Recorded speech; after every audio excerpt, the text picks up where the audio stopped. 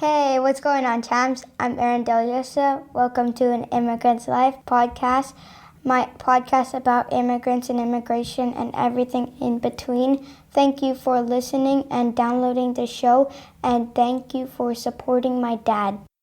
Welcome back, Immigrant Nation. Another week, another new episode. Every week, I want to thank you, as always, Immigrant Nation, for your continued support. Speaking of support, please click that subscribe button to subscribe to our podcast. Since you're already listening, click that button and officially join the Immigrant Nation. Also, if you or someone you know wants to be a guest on the podcast, reach out to our social media accounts at An Immigrant's Life or email me at animmigrantslife@yahoo.com. Let's connect and let's tell your beautiful story. That is that. Now, let's talk about the episode. This week's guest is acting as a bridge between two cultures by staying prideful about her background while learning from her adopted land. As always, I talk too much.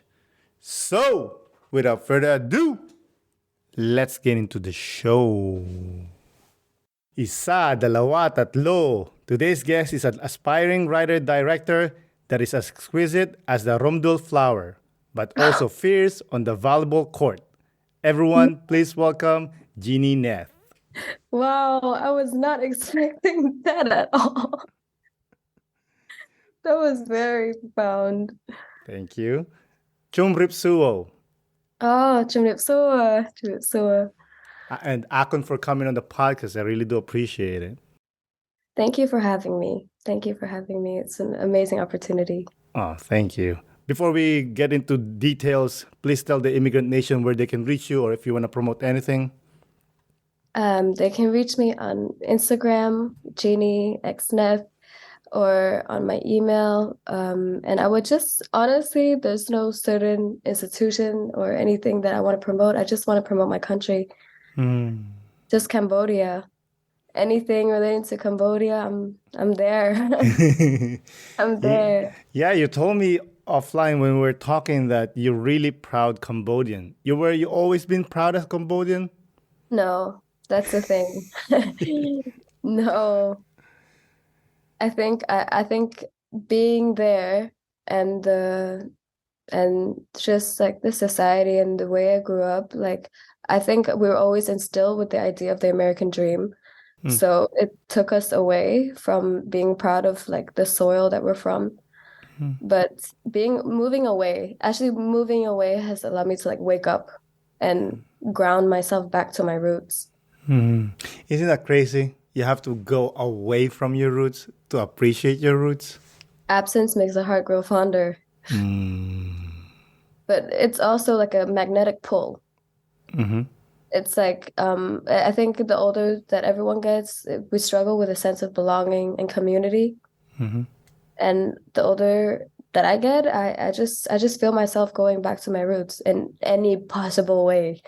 That's beautiful. Anyways, like we mentioned, you're from Cambodia. Which part of Cambodia were you from? I'm from Kapong Cham, but I've lived in Phnom Penh most of my life, but mostly grounded in Kapong Cham. You know, it's funny, like you're saying the Phnom Penh or Kapunchang. Like, of course, I heard of these words before through a Western mouth. And then you say it like the native would say, like, yeah, that's how you should say it. Why are they saying that? Do you know what? That's super fun because I think growing up, I've also tried to Westernize my language to be able to be more understood. But then now I'm like, to remain integral to the actual part, you need to be able, like, I don't even know if I'm like fully like, reaching the integrity of it, but this is also the best way to, to deliver it. Even like, I think the biggest one is, some people will say Khmer, but every single time with my Western friends and stuff, Khmer, you need to say Khmer. That's what I'm saying. Like, and my entire whole life, it's Khmer Rouge, right? Like, of course, there's unfortunately, the infamous Khmer Rouge. And then I just had a conversation with Sokai, and he kept on saying Khmer, and I'm like, oh, that's how you say it. Exactly. Exactly. And I think like it can just be like, it could just basically lead like a domino effect that we didn't intend to. Mm. We think like for instance, like it's just a spur of the moment to be understood. So because it's easier to say Khmer, right? Mhm. To connect with another language. But through like just dialect and language, it actually leads like a bigger domino effect than we think. Mm. Yeah. I mean, they should be bending to you. This is how we pronounce the word. You should pronounce it the way we say it. Exactly. Exactly. Like my last name, it's Deliosa. It's Dellosa. Yeah. Here in the Western world, they will say Delosa, right? Yeah. Before I was like, yeah, it's okay, cool. But now I'm like, no, no, no, no, dude. Actually, it's Deliosa. As you should. Yeah. Like that's how It's I pronounce grounding. it. Yeah. It's just simple grounding. Mm. It's like a very like well, I wouldn't say it's like minuscule, but it's like these little ways to ground yourself and on everyday basis that you Mm. don't even know, but like it builds up into something more like concise. Mm. You know what I mean? Like Mm. it's not blurry. Mm-hmm. I So love it. actually the more times that I've like, practiced and said it, the more like poignant it's become. Mm-hmm. And you know what? It also like tells the person that you're speaking to like, hey, that's me. Exactly. Exactly. This is what I am. This is who I am. Mm-hmm. Like, and this is what it means to be Khmer. Mm-hmm. Beautiful. You're not gonna compromise it in any way, either tonal or like the way you say it or the way you spell it. It's like this is the full integrity of it. Yeah, I call it my spice. Yes, Vice. Yeah, when I say like I could pronounce the word in like Western way as they say, but when I see that word and I know I'm gonna hit it hard with my spice, Yes, exactly. I'm you just know, like waiting for that word to come. I'm like, I've been practicing for this all day. just to tell you like what's up, I got spice. Yeah, exactly. Like you said, like grounding, it gives you pride. Yes, pride. And it's not like egotistic. Hmm. And I think like that is also one of the beautiful ways to release you from like your own ego is when you also stand for a community, Hmm. Yeah. like, and I think throughout the ages, whatever, I think, well, not patriotism, but people have also lost like a lot of sense of pride of where they come from. Yeah, because we're sometimes colonialism and us watching Western movies or listening to music, like oh that's the cool thing, not knowing like no, you are the cool thing. Exactly. Exactly. But we don't know it because you're so close to it, you know? Like, especially like when I lived in Cambodia, like I wouldn't have found half of the things before that I find cool now. It's because I was so close. And I think like the idea of like the Western world was just so like alluring. Like everything looks so appetizing. Like everything outside of Cambodia just looks so like, wow, like so amazing. Everything is like special. Everything is special. And then like when you're actually here, you're like, hold up. Like like my country is special. My Mm. country is special. My culture is special. Like my blood, who I am, my soil, like it is the most special thing to me. Hells yeah, I saw a documentary about Angkor Wat, and for when it's like in the prime, it has like millions of people compared to Paris back then that has like I don't know like a few thousands. Did you know that I think before Cambodia was the Kingdom of Wonder, we were called the Pearl of Asia. Mm. We were the Angkorian era was we were one of the richest like in gold, in substance and culture and people. And it's become not becoming, it is a lost empire. The Angkorian era is a lost empire because we went through the Khmer Rouge. So that's like 75 to 79. But because of that, we have now had to also deal with like, generational trauma. And I think mentally everyone is still on survival mode. Yeah. Yeah, I mean it's just there. Like there are people that are still alive that went through that. Yeah. But there's like 5 stages of grief. And I think a lot of our society and community is stuck in the first stage, which is denial. Oh, really? which is denial. It's like not even comprehending the fact that, oh my God, we've went through this trauma. Almost 2 million, 1.5, almost 2 million of our people like went, Hmm. you know, and I think everyone just went as going like, oh yeah, the show goes on. Hmm. But then mentally, it's generational trauma that passes on through, well, not physical ways, but it's like still mental survival. It's like now it's like also still social survival of the fittest, Hmm.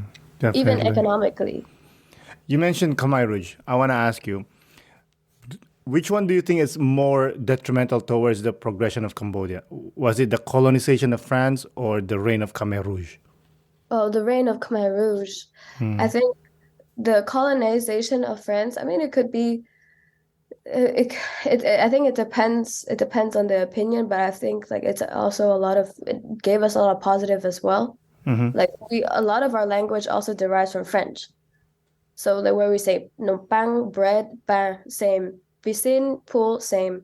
So the language, even our architecture, we have derived so many positive from it. But the Khmer Rouge, like like it just it killed us on so many levels because one of the things that the Khmer Rouge did, one of the first things what they did was they shot through the biggest statue of Buddha, right through the middle of the head. And by doing that, they removed faith. Like they removed faith from the people. They removed like a sense of belief that the people had. So then that completely had like made the country insecure. So I think that's also why like Cambodia and the nation is so scared to be one, because that was basically the slogan of what they endorsed was that, we're one nation, is Kampuchea, one nation, only us. And that's why it just has made us so insecure to be self-sufficient. Wow. So now it's like high dependency on other countries or institutions or, you know, like other developing facilities because we don't I don't I don't know if I'm being biased, but like like it's the mindset has just complete it's still we're still traumatized. Yeah, like you 100%. I agree with you because it's just like it just happened. It's not even a generation away. It's just it It's could be your not. you know. It's not. And like these but that's what I'm saying is that we're still stuck on the first stage is denial because as people are like going by on their everyday life, they don't know, but there's still mental survival mode. And the main goal is to survive. And what does that entail? That entails, being sufficient, making money on your ones. But then that makes you like, lose a sense of life, faith, belief. So if you're saying that, what do you think should be done as a country as a whole that would help Cambodia take another step towards the healing process? Uh, I a lot, but I think first of all is the education. Like just well, not just education, but anything facilitation, and also with the funding distribution. There's just, it's just a distribution because there's right now with a lot of stuff, there's a lot of concentration happening. And I say education is because when I went to, I went to an international school. It was pretty well off, um, and a lot of international kids. But it's like even in the curriculum, and even we weren't taught about Khmer Rouge. We weren't taught about even Khmer history or anything Khmer, anything. Nothing. There was like my class, but like the small percentage of people going there, it was just, it was just on an everyday basis, and everyone on social media and stuff, everyone is going towards, the Western dream.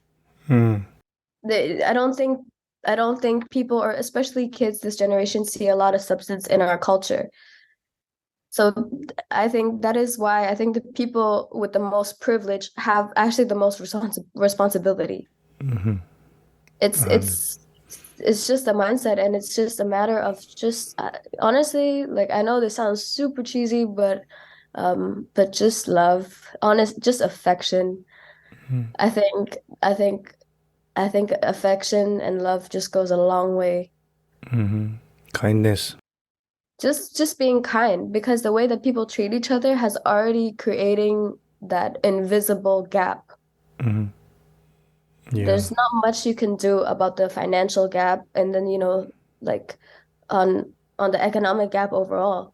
But just the way and how you treat people can blur those lines, can change someone's day, can change someone's future. Okay, you're saying all these things, which is amazing. How about you personally? What have you been doing to make sure that, tell this generation of Cambodians, like, hey guys, actually, we are cool. We should love our language. We should love the way, our old way of writing, all our art, everything. I think a lot of Cambodian kids also go through, you know, it's go through a thing where it's kind of like follow a plan. You have to follow a certain no, there's a certain plan to make a goal happen, but then actually I believe it's just follow your passion. I think if everyone was celebrated for the way they thought and utilized and facilitated on that, it would be a completely different place. Instead of being like told what to think, instead having the facilities to teach you how to think, it would change everything. And for me, I thought for so long that, I still want to be a writer, but seeing the state of everything, I want to do film, because I know how, like, movies and film has so subconsciously shaped the way we think and our lives and trends and like sensationalization. Like it has such a big impact. So it was just like I personally, like, I would love in the future to create, direct, produce, and film movie of Cambodia, because I think I can see that in a way that's the most beautiful and artistic way of showing the world and displaying the world, like, what we are, who we are. And it's easiest way and the most accessible way for people to get educated because not everyone reads. Accessible, and also it's open to interpretation. That's the thing. The thing is with words and stuff, it's still confined. It's still confined to, either someone's ability to think whatever, but with visuals, with sounds, with the script and with acting, even with cast and stuff, like the emotions, you feel like you can still feel in the movie, like, we cry, we laugh, everything. And I think I don't know, I'm just hoping, I'm just praying, I'm being like a little dreamer here, but I truly think it's a way to really, re-energize Cambodia. Yeah, I think you are 100% correct.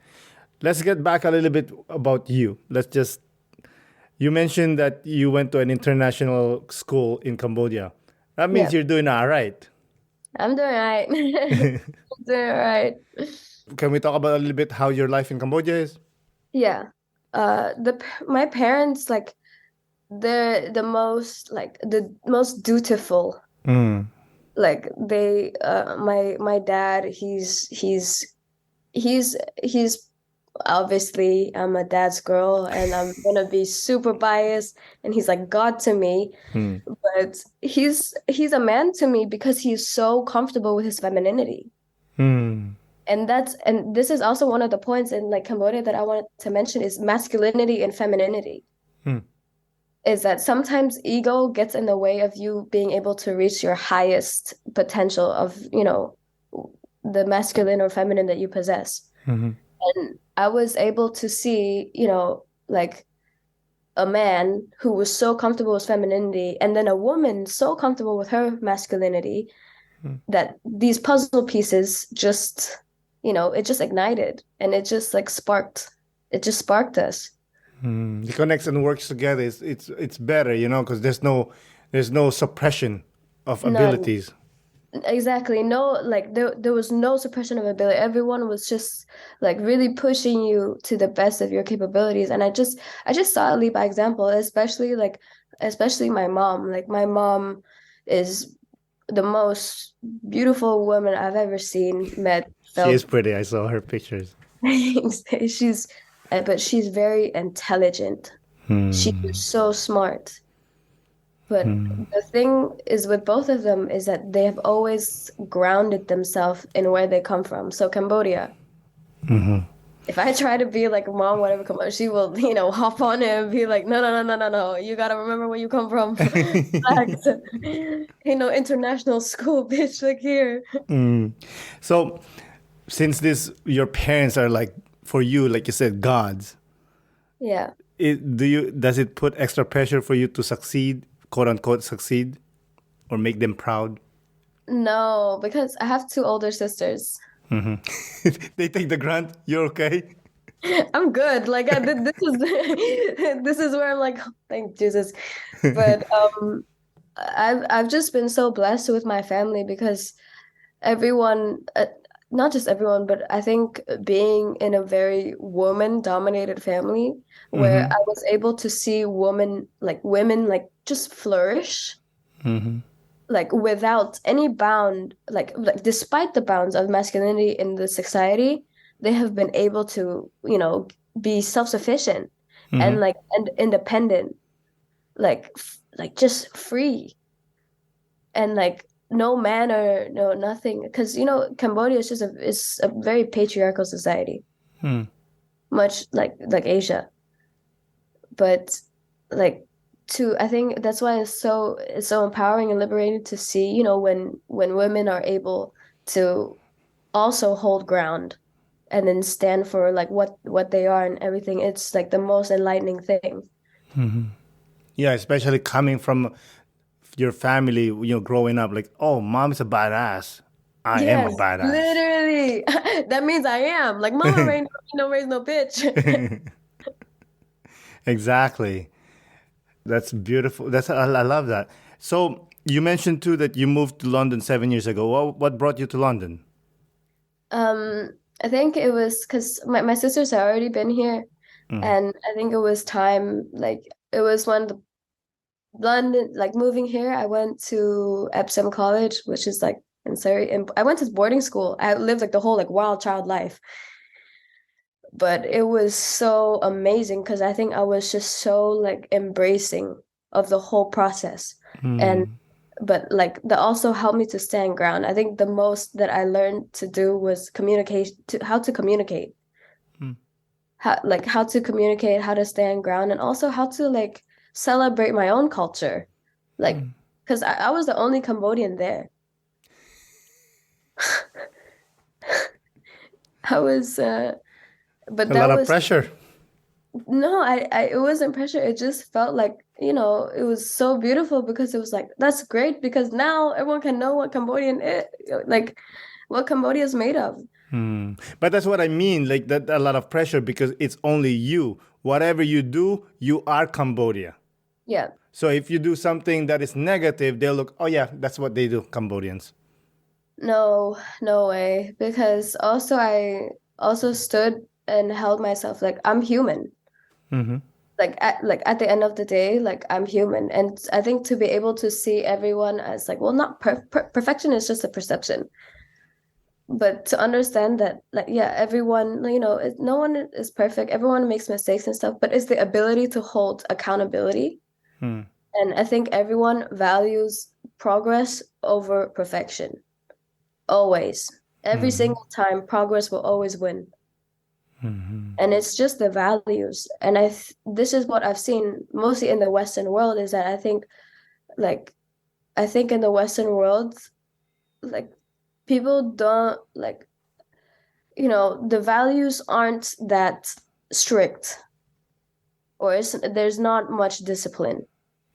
So in order of having this freedom of this world, in this Western world, I was able to learn how to discipline myself What do you mean by that?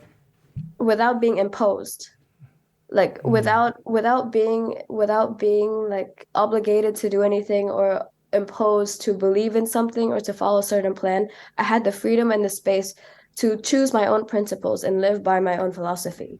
And then I think that also made me just grow like strength. And then every time going back home, coming here, going back home and here, every single time, like the bridge was built more and more. and the bridge became stronger and stronger. And then now my friends or like the people who know me are able to say, "Oh yeah, I know this about Cambodia," and then they come back and they're like, "Yo, I wouldn't have been able to talk or connect with this person if X, Y, and Z or whatever." It's like Mm. that's the point, is that we're supposed to be bridges for each other. Beautiful. Yeah. Most of your friends are Cambodians in London or a mixture? I'm it's a mix. I'm everywhere. But when you moved to London, was there some culture shock, or were you it reach what you were expecting? I felt more to be super honest, I felt more alienated in Cambodia than I felt here. Mm, let's talk about this. I like this. What happened? Tell us. I think I don't know if it was like maybe the way that I grew up and the way that I thought and the way that I think or the way that I just see the world. Mm-hmm. I've just always been a big dreamer. Like I've always been seeing like life as shits and giggles and like just rainbows and butterflies. And I think being in Cambodia and people are very much, the bubble is bigger, but at the end of the day, it's still a bubble. A lot of people will imitate the same mindset. Mm. And, like everywhere and everything, when you do think differently, you're like, what? Like you're just weird. Like you're just Yeah. strange. Yeah, you're weird. You're a bad person. Yeah, You don't yeah. belong with us. You're against us. Yeah. And I was so intrigued and I was so like fascinated by the fact that, oh my God, when I was here, I was around people of all races and people of everywhere background, but I felt so you know, I felt so like, oh my God, I like home at home. But And did you feel when you were in Cambodia? Did you feel like I don't belong here? Like I should be somewhere else? yeah. Yeah, yeah, I felt that too when I was living in the Philippines. I always like when I have conversation with people, I'm like, we don't see eye to eye here. I don't know what's happening here. And then the trying to convince, it just takes her energy and it's like, where are we going? Exactly. It's just, and I just hated like like how our culture are we're very community oriented, Yeah. and you're not allowed to leave the community in a sense of the mind thought. Yeah. That's exactly it. It's that I think Asians are very like we have like pack mentality. We're very collective. And I think that just stems from like being super family orientated because we have super strong family values. Like you're not gonna hear of a care home in Asia. That's not a thing. But here, I think moving into the Western world, you learn a lot of individual liberty. You learn a lot of free will. Like when you're able to make like your own choices as an individual, I don't know, you just start to put the ingredients like into yourself and you're like, what recipe do I want?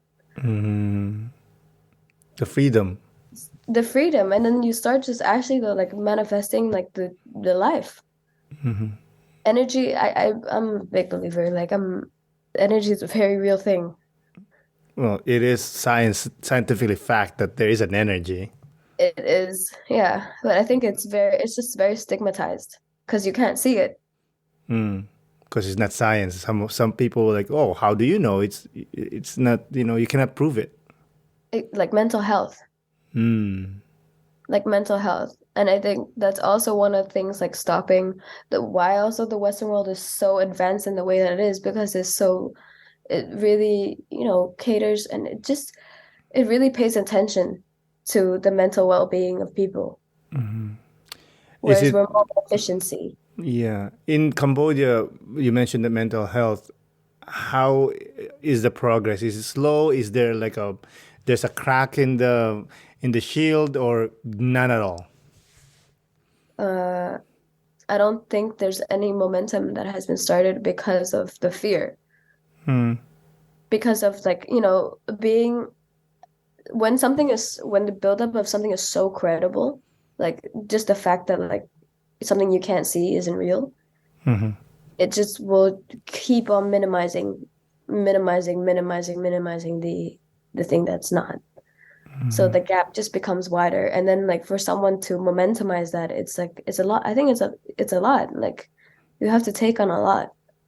It's like just breaking, like, just stepping out of the matrix. Yeah.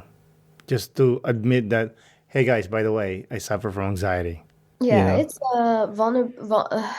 vulnerability. I think the treatment to vulnerability, I think people still equate vulnerability with weakness, which Mm-hmm. is so super, like, the biggest misconception ever, because the most successful and strongest people that I've ever seen, even met or like come across it in my life, has been able to use vulnerability as their strength. And that's like the biggest superpower ever. Yeah. I love like when people like, yeah, just push those feelings down. And then somebody like It's not that deep. It's you know not what I that. mean? And then they'll like someone will, unfortunately will commit suicide or whatever. I'm like, oh, I didn't even know. Yeah, because he was trying to put so much pressure. If he allowed himself to speak up, Yeah, maybe. so much can be prevented if I think people just had a voice, and actually all the answers were there. It's just a matter of like it's just rare because some people aren't. It's just consciousness. Mm, It's just consciousness. When you're so focused on like doing material things or material goal, you don't focus on the spiritual aspect of it and being human. mhm. And like I think when you're in tune with yourself and like when you understand, especially like body language, the way the tone and someone speaks and stuff, you have your answers. Like people don't like people don't have to talk and tell you who they are. You will see and feel it. But there are some good actors out there, though, you know? That's true. Like Grammy magicians. You'll be like, oh, look at, especially, the social media that people like, look at me, happy life. And then you find out later, I'm like, oh, yeah, not happy life.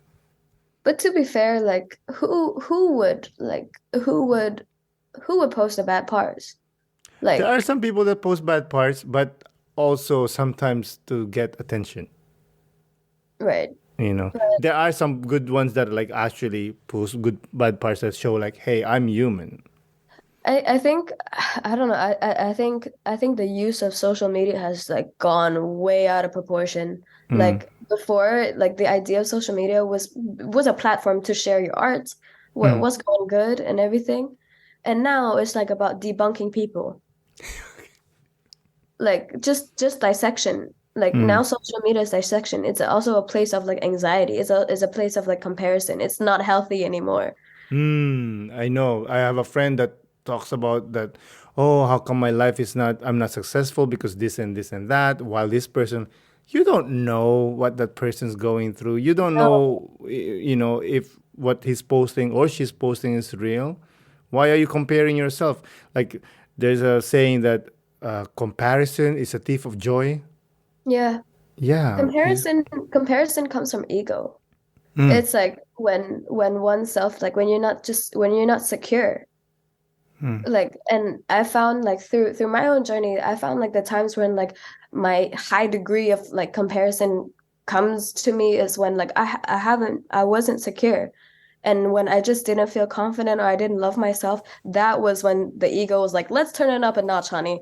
Like, let's see how much you can take today. And it's not healthy, but that's what I do mean by like I think people do have to take conscious work. Like go to therapy. Like all these stigmatized things, it shouldn't be for people just to simply like work on yourself. And the fear of judgment, the fear of comparison is also what stops people from, coming out of the shell and blossoming.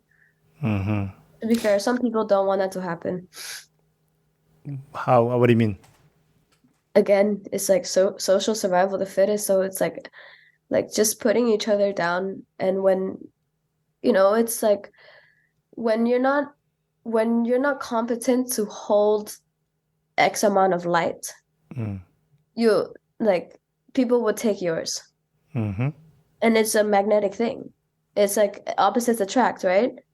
So it's like if I'm a super negative person, I will be attracted to the super positive. And then in Mm. turn, that energy transaction, that means it's like I will take. But that's only because like people don't like, it's the boundaries. That's when it's like to be able to draw the boundaries. Are you dealing with that? Like, are you good with the boundaries now, or are you still Yes. working on it? I'm working on it. I don't know if I don't even know where's the end goal, but I think for the first time in my life, I'm like, screw the destination. Like Mm. like it's the journey. Like that's a true part of life. Like I've had and death is a part of life. But in the same time, death is so transient. Death can just come creep up on you like that.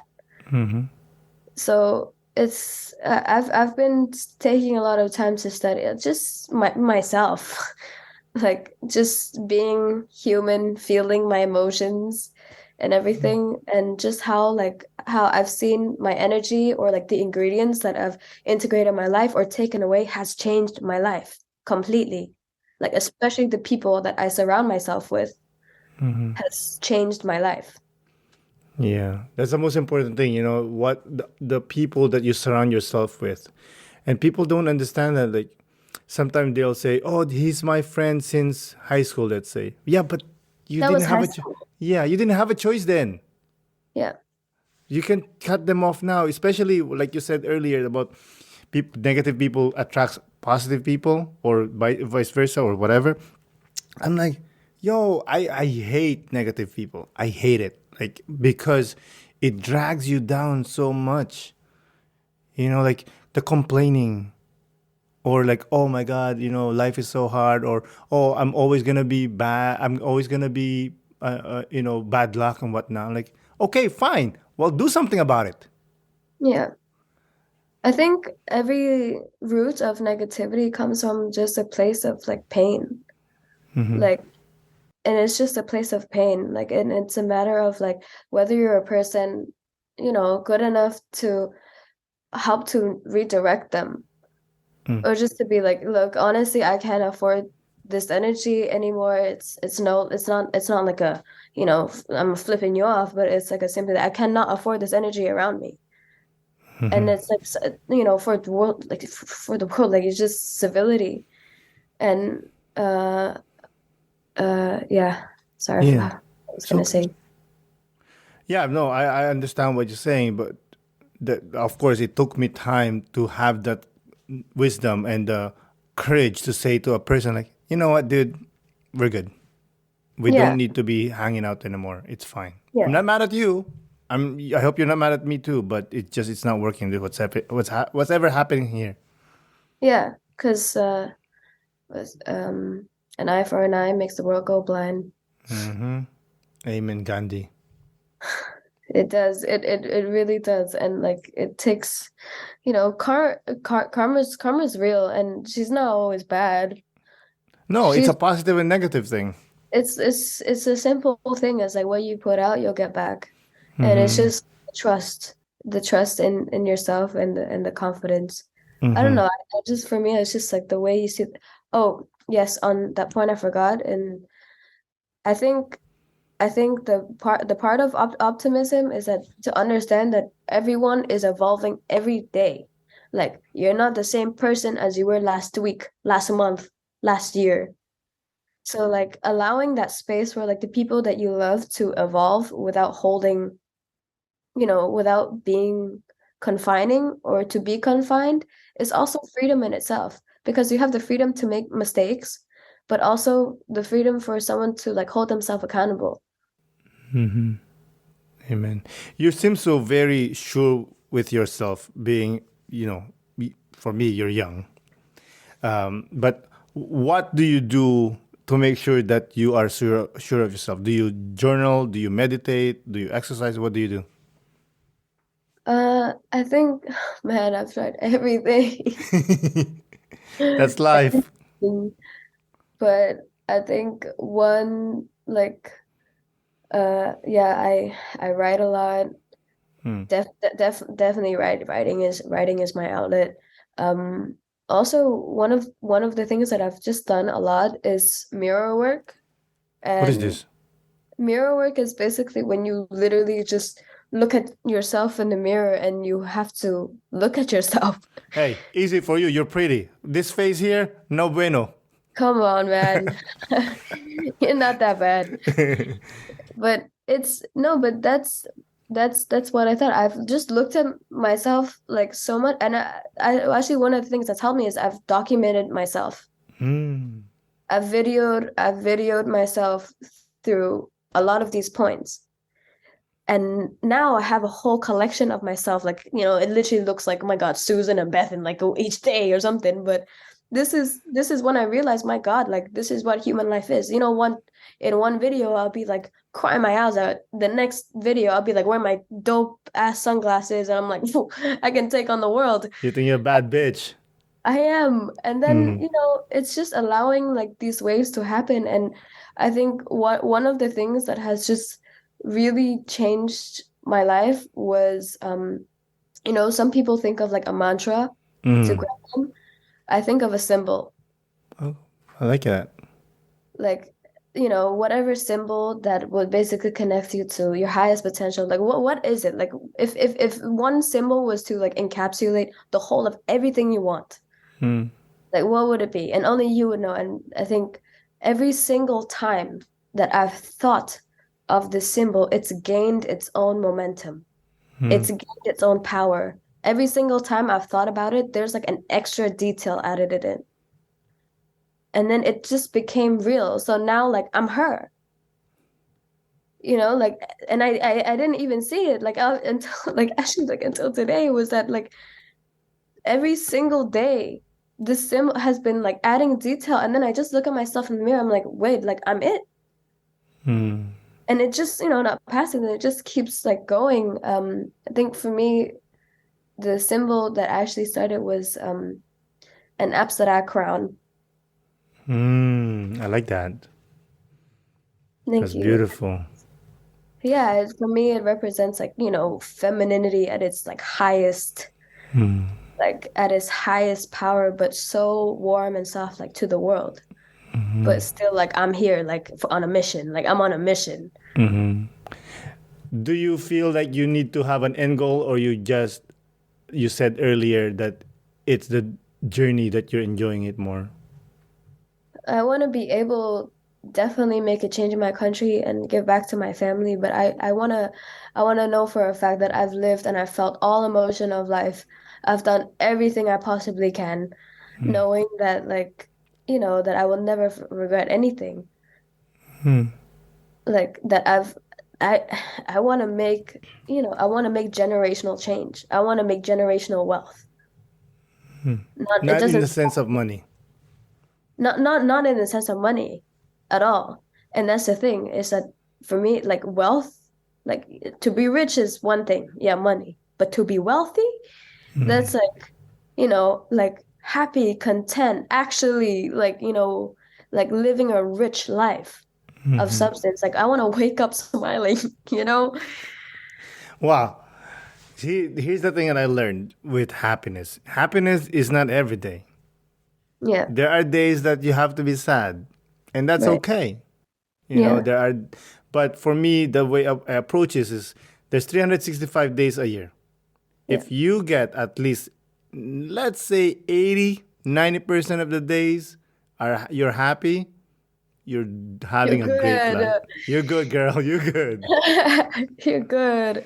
You Yeah, know? I've realized that too. And there's this one professor that said, there's for humans, there's two masters. Like there's two masters of human. It's pleasure and pain. And we will do anything. Our ego will do anything for us to avoid pain and then get pleasure. But this is the real superpower of being human, is when you can understand it's a both. It's a package. Like, and I think just the way that the hack of life is how people deal with pain. Like that's the blueprint. That's how you make it. Like it's how you deal with pain. There's no way to procrastinate pain. There's no way to stop it. It's just like how you deal with it. what kind of pain you personally that you exercise to appreciate pleasure more? Some people use exercise, some people, I don't know, do meditation. Because Yeah, meditation is painful, to be honest. painful. To sit down and think about your life, I mean, you mentioned the mirror thing. Yeah, I think meditation changed my life too. Hmm. Because I think I just had like a mad struggling time being in my body, like being in my mind. Like Hmm. I experienced like profound self-hatred. Why? Like it was just like a feeling. I would just wake up and be like, man, like I just don't want to be in this body anymore. I just want to run away. Like not just I just want to be out of this mind. Like Was it physical? You don't like the way you look, the way your everything. body is? It was everything. It was physical and I think it was more like mentally too, because it was like I was just generating like thought thought systems on top of another thought systems that I felt like, oh my God, like I'm not like normal. Like I'm like, what is like what's happening? And I just felt like it was like too much. Like I even in my dreams, I had no escape because it was so vivid. I felt everything. I remembered everything and I had control in my dreams. Mm. Where now after like, most of the work that I've done with myself, I actually take a lot of my art and my writing from my dreams. Hmm. That's actually the most limitless place that I have to do my art. Yeah. I mean, the dreams, it's beautiful. I also write, well, I write more before, but now I'm just getting lazy. I write poetry more and So please stories. keep going. Hmm? Please keep going. I'm trying. Sometimes the music is quiet. Sometimes once in a while you'll be like sitting down on the couch doing nothing. I'm like, by the way, here's a gift. Yeah. And you're like, oh, I have to go now. I have to write it down or else I'm going to explode or something. Right? It's like, my God, where do we think it's gonna go? Where is it? No, it's not about where it's going. It's just like you have to do it. It's like you're Yeah. breathing. You have to do it. You have to write it down or else I don't know even know. If to be honest, I have never even done like once the muse says the words, Yeah. I do it. I don't question, I do nothing. I just do it. Because again, it's like breathing. It like you just have to do it. Right. How about you? Uh, I write.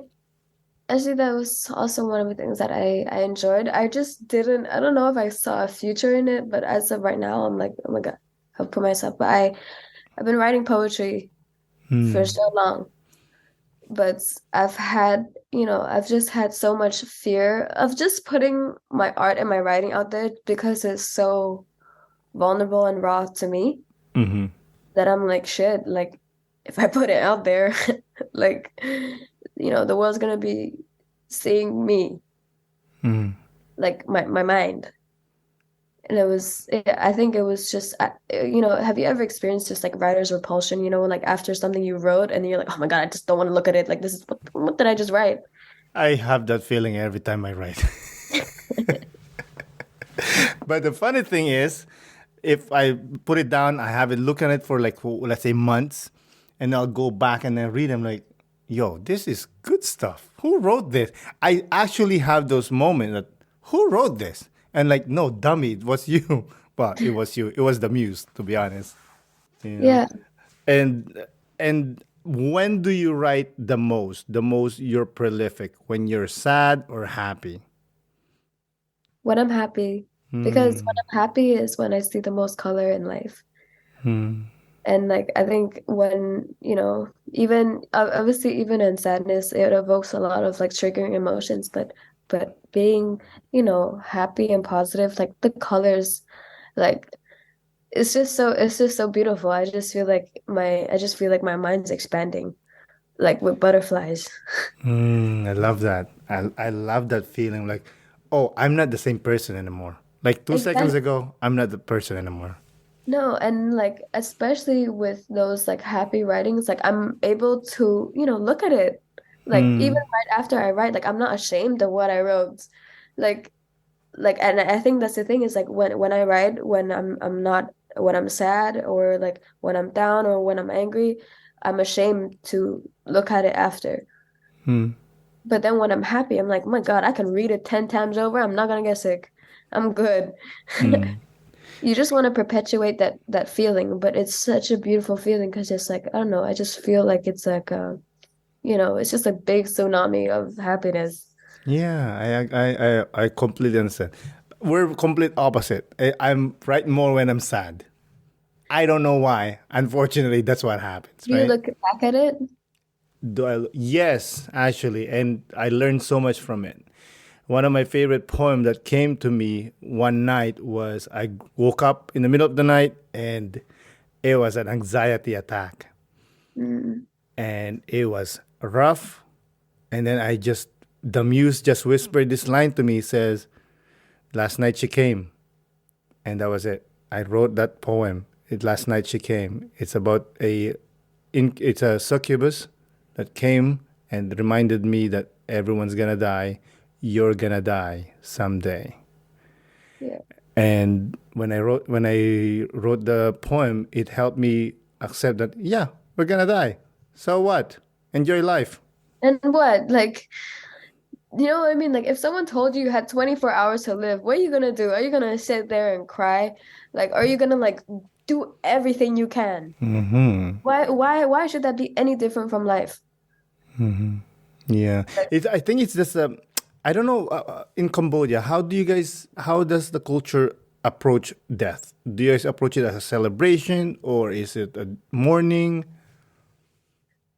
uh, most Cambodians are Buddhist. Mm.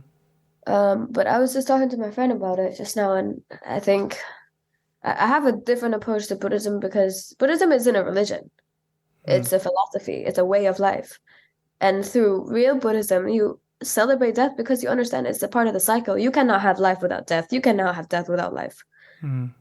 And I think in Cambodia, it, of course, is the first the mourning, but it's also about a lot of like karma, like Mm. it's kind of like after this person is gone, what are you gonna do to step in and like to be able to give back? Like what good can you do? Yeah. Going back to writing, do you have a process now with writing, or you're just letting the muse whisper it to you? I'm just writing all sorts of stuff. I haven't written right now. I'm working on this poem called A Little Girl on Big Lotus. I love it. Thank What is it about? it came into one of my dreams. I actually woke up like crying and it I, was hey, you said happy. What happened to happy? it was happy tears. Okay, okay. It was happy tears. It just felt, when when you feel like alignment to a certain time or like feeling like spiritually, Mm-hmm. your body just knows. And I had this, oh my God, basically in this short story and poem that I'm writing, it's basically about this little like apsara, like being like cocooned in a closed lotus, Mm-hmm. but on like turbulent waters. But in those turbulent waters, it's going through a waterfall. So through that waterfall, and then after the waterfall, when the water settles, the lotus just opens, and then the apsara is able to dance. Beautiful. For the people that doesn't know, especially me, talking about me, what's an absara? It's like a deity. It's like a human version. It's more humane. Hmm. Do you think that deity is a representation of you? Uh, yeah. What's that waterfalls for? Uh, the tears. Oh, like yeah, all the tears. Yeah. I think You said you're happy when you write down. What's up with the tears? I think yeah, I think that's why I'm happy because it's after the pain. Hmm. It's after the sadness that you're like, like there's always rainbow that appears after the rain. Mm-hmm. What kind of pain were you going through, if you don't mind me asking? Um, I think it's just, little bits and pieces like growing up. But I think one of my biggest ones is just feeling just alien, just feeling so alien. From where? Like especially at home in Cambodia.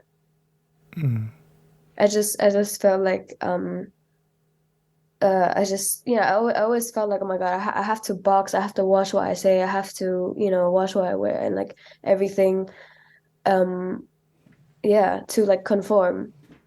And And you're rebelling against it. no, I think it's like breaking generational trauma. Rebellion isn't enough. Yeah. How do you think we're gonna break the generational trauma? One person at a time. It takes one person at a time. It's a domino effect. I truly believe in the domino effect. It's like when you can really impact and touch someone's heart, they will do the same to the next and the next.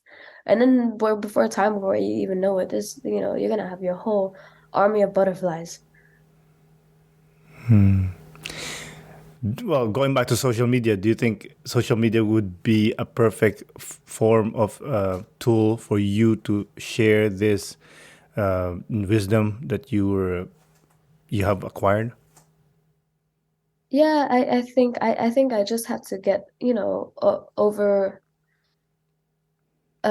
over the fear of stepping into it because I think stepping into like a platform, anything big, you have to like also have the strength to deal with backlash. Hmm. And do you think that's the fear? That's why you haven't published your writings. Yeah, You're being selfish. but when you put it that way, yeah, I think I am definitely protecting myself. But I also think like I'm also gonna hit a point where I'm like, for what? Like for what? Yeah. Because at the end of the day, I think it will help more than like it will, whatever. You have to sacrifice yourself for the sake of the community, of the country, of your people. Yeah.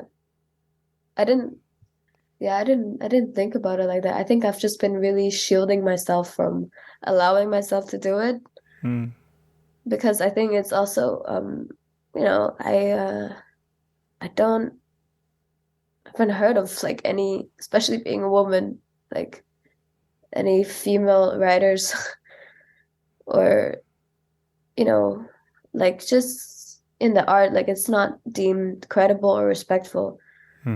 Well, there's always the first one. Yeah, That could be you. it will be. Hells yeah. The amount of little girls that will read your book or hear about you, I'm like, yo, she's a badass. I want to be like her. Yeah, I think that's also why the work too. I'm 20, but like um why not start young? Like I have the ability to do it. So it's like by the time in like the next couple of years I want to eliminate doubt overall. I don't want to have any fear, Yeah. You always need fear. right? You To push. always need fear. Just a little bit, just like a little bit of spice of fear. Just to remind of you that, oh yeah, if I don't do what I'm supposed to be doing, this is what's gonna happen. Right. Yeah, no, I have that, but I think I'm working on, not being selfish and like not basically just like um keeping not just protecting myself, but like just being able to share my content and my art with the world. Because I know for a fact is pretty amazing. I love the confidence. Look at It you, is. you light up. I love it. Stop fooling around and let's get it done. Yeah, that's what I'm trying to say to myself. I'm like, stop playing with your potential. Like Yeah. shits and giggles hours is over. You need to face that mirror and say, hey, who's the boss and who's the bitch? It's just like both. Well, you like you said earlier about the professor, it's a pain and pleasure, Yeah. right? You're s- you're still in the pain. You, I don't know if it's a little bit of pleasure too, obviously creating, but I think right now we're just you at least is wallowing in the pain part, and I think you should allow yourself to spread your wings and fly away and spread that butterflies of happiness. You know, Yeah. of course, Yeah. easy for me to say. I'm not the one who's gonna be. Yeah, I think I've been cocooning. Hey, you know what? It's a good step. This podcast, Yeah, I feel it. right? Like you coming out, spreading your story, your ideology, your mindset. It's a great stepping stone. Thank you. I just one of the things I was doubting, I was like, my God, I don't know if I'm like what was I ready? Like, am I too young? Like I I don't know. I think that was just a perfectionist thinking. If But you're good and you believe in your art, I don't understand. Like, let's get it done. yeah. Yeah. Yeah, like if the driver is ready, the car is amazing. There's no way you're gonna fail. Right. Yeah, and it's not about being the bestseller or whatever. It's just like you said, the domino effect. You touch one soul, that soul will touch another soul of positivity, and it just spread. Right. Wow, thank you. You've really enlightened me. This is yeah. You know what? Sometimes I can construct these words that make it sound like I'm smart, but trust me, give me a few more minutes and it's gonna collapse. No, it's really amazing because I just like I'm just really marinating in it. You just need that push. Yeah, I think so. I think it's just my confidence.